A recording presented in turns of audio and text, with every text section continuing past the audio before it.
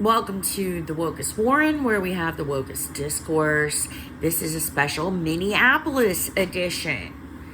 My loyal viewers will notice that I haven't been posting vlogs lately, and that's because I've been on vacation in Minneapolis, and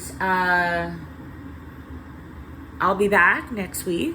But in the meantime, I felt like I should, at least give you like a global update on what the wokest opinion to have is on all the stuff that's going on internationally.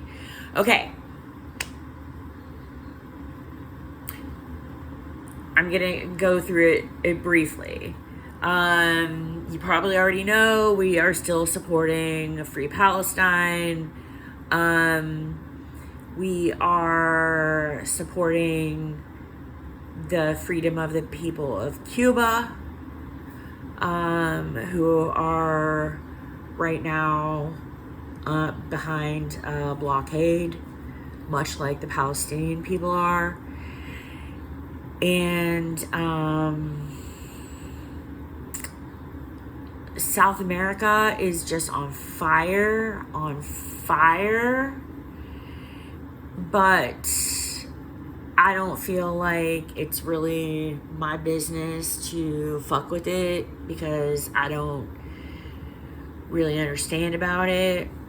So I'm just gonna be like neutral, I guess, until I can learn more about what's going on in Colombia and Bolivia, which is like some crazy shit right now, like take over the government level shit. Like, it's so hopeful. It just gives me so much hope that the people of Bolivia can hold their government accountable, because it gives me the hope that we as the American people, we may not have the power to do it today or tomorrow, but soon, as soon as we have the power, we will hold all of these criminals accountable for what they've done.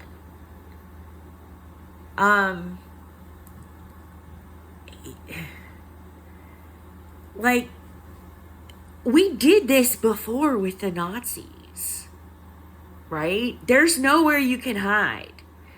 When all this is over, there's not going to be anywhere you can hide to avoid a trial for your war crimes. And I just don't think people get it. I really don't. But then again, what the fuck do I know? They just gave the January Sixers fucking $1.8 billion. And Congress said no, but then Trump was like, now Trump says he's gonna pay them personally, which is just like another one of his scams for fundraising, where he like tells corporations like, yeah, you need to give me money for my fund, my special fund for my Trump University. God, that guy is so crooked. This is what you get, capitalists. This is what you fucking deserve. This is what I deserve. Okay, there is a really great quote that I learned in my reading this week. So this is the book that I'm reading. It's called Open Veins of Latin America by Eduardo Galeano. And there's this really great quote in here. Okay, so there was this dude named Tupac Amaru, all right? And this shit is back like around the time of the American Revolution. This guy, Tupac, was like a descendant of the last Incan emperors.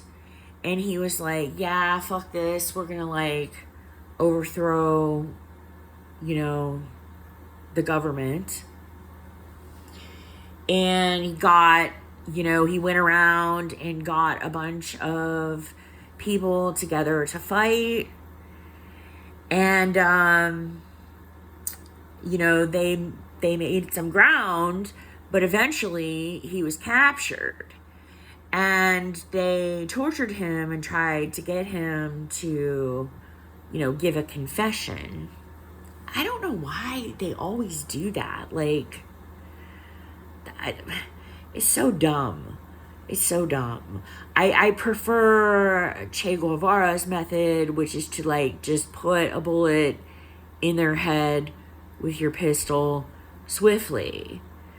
There is no need to do all this with like, oh, let's pull your fingernails out and like make you cry and listen to Metallica. It's like, no.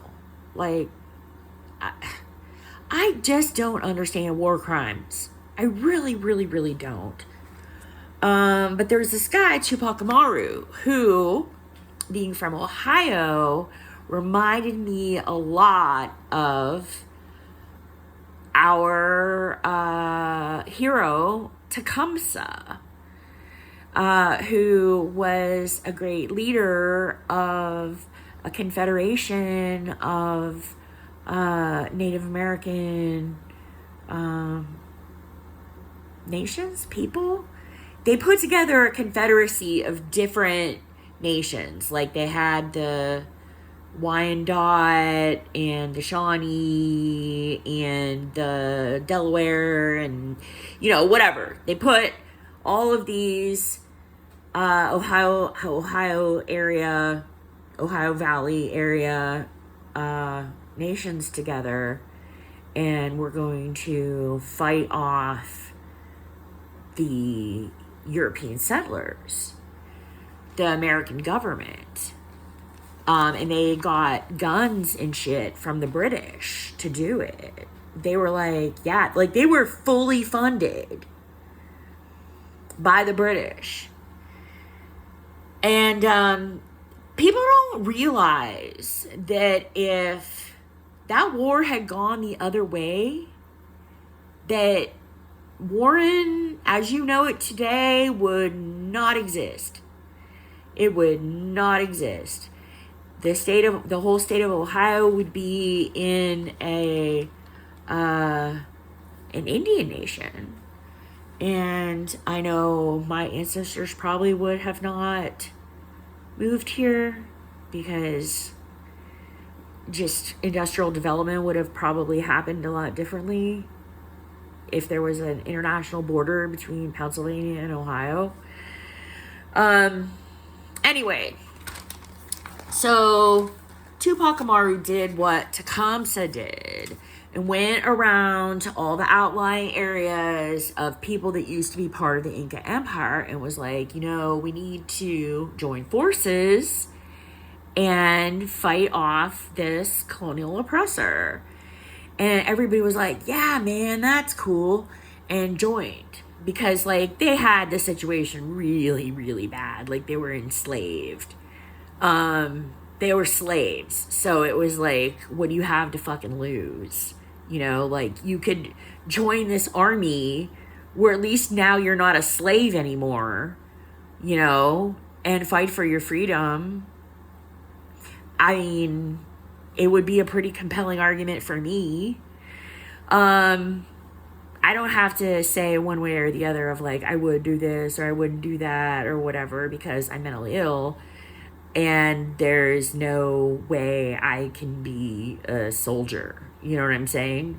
So it's like, I don't have to go through any kind of moral difficulties about it anymore. Because I'm just like, dude, I'm fucking, my mental health is like one day to the next.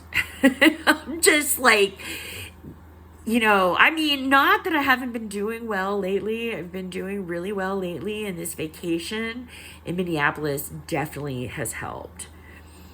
Okay, so back to Tupac. So he gets caught, and they want to make an example of him, you know, and they're going to torture him and make him confess and blah, blah, blah. And the torturer is in his cell, in his prison cell, and he's like, which, I don't know, he came into the cell, but is it like a special torture cell? I wonder about that, because I feel kind of like the torturing happens in a separate room. Don't you kind of imagine it that way? I don't. Anyway, according to Galliano, the torturer comes into the room and is asking Tupac to give up his accomplices. And Tupac says, "There are no accomplices here other than you and I. You as oppressor, I as liberator, deserve to die." Now this shit is heavy. You got to think about that for a long time. I'm going to read it again. There are no accomplices here other than you and I. You as oppressor, I as liberator, deserve to die. So the thing that's the most interesting to me about it is that we all die. Like, what does deserve to die mean? Like, every single fucking one of us is gonna die. Like, I'm a Christian, so I believe that we'll be reborn to eternal life, but that doesn't avoid the process of dying any more than we could avoid the process of birth. Okay, so human rights, y'all. Human rights is a really bad situation in the world right now. There's all kinds of really fucked up shit going on all over. I can't even list the names of all the places where there's like wildly aggressive human rights abuses going on. And you used to be able to find that information out on Amnesty International's website. I don't know. I used to be a member of Amnesty International, and we would get like a newsletter that would say like what all the hotspots in the world were for torturing. Because that's an actual thing. Dude, human beings are fucking sick. Okay? Human beings are sick. But like, torture time is just something that I guess that people fucking do every once in a while. Because when I look at history, I see it throughout history. And I don't know how you can stop it. I really don't. But it's perverse. It's like, you know, other perverse things that human beings in groups do, like the Catholic Church. How do you stop that? I really don't know.